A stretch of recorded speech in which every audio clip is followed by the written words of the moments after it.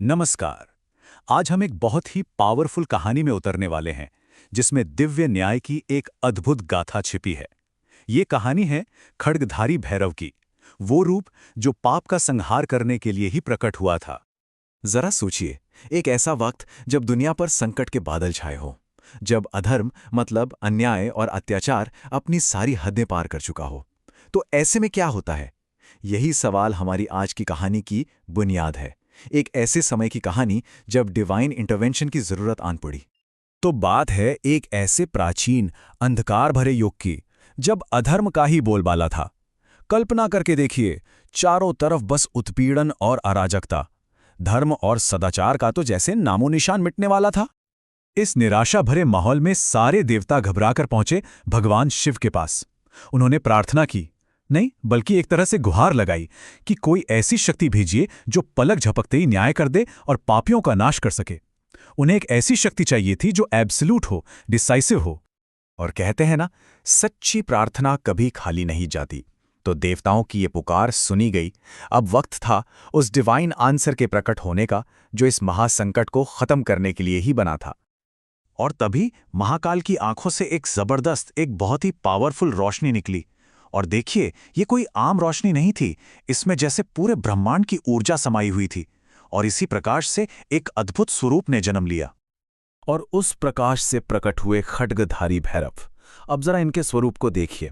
हाथ में वो चमकती हुई दिव्य तलवार, पूरा शरीर भस्म से ढका हुआ और आंखों में जैसे आग जल रही हो। उनका हर एक अंग उनकी शक्ति और उनके उद्देश्य का प्रतीक था। उनका जन्म, उनका मकसद बिल्कुल क्लियर था। सिर्फ एक ही काम, धर्म की रक्षा करना और अधर्म को जड़ से मिटा देना। वो जस्टिस का चलता फिरता स्वरूप थे। लेकिन कहानी में असली मोड़ तो अब आने वाला था।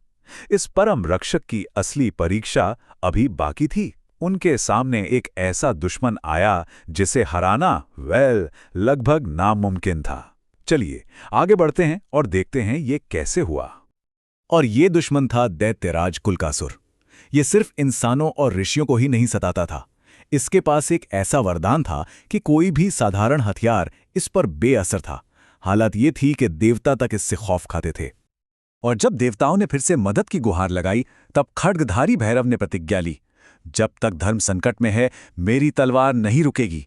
ये सिर्फ शब्द नहीं थे, ये एक ऐलान था, धर्म की रक्षा के लिए उनका अटूट संकल्प।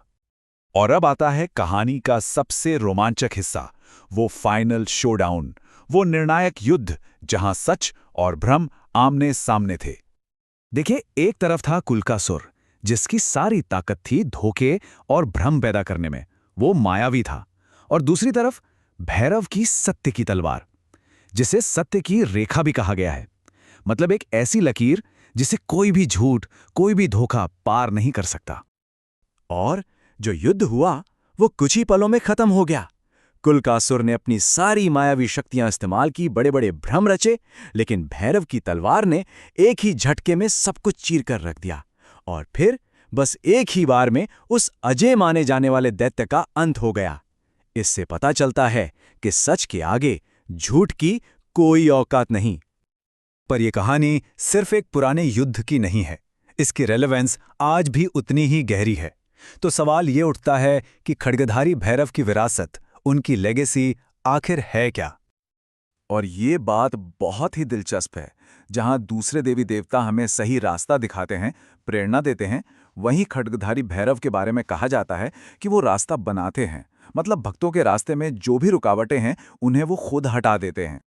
यही वजह है कि जो भी उन्हें सच्चे दिल से याद करता है, माना जाता है कि उनकी जिंदगी से हर तरह का डर, दुर्भाग्य और सारी नेगेटिव एनर्जी अपने आप दूर हो जाती है।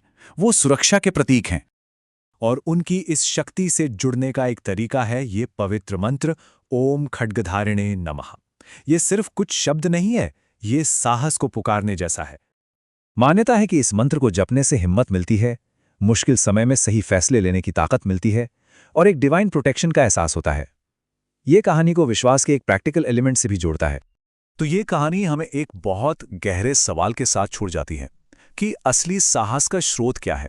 क्या वो बाहरी दुश्मनों को हराने में है या अपने अंदर के डर और भ्रम पर जीत पाने में? असली शक्ति आखिर आती कहां से है?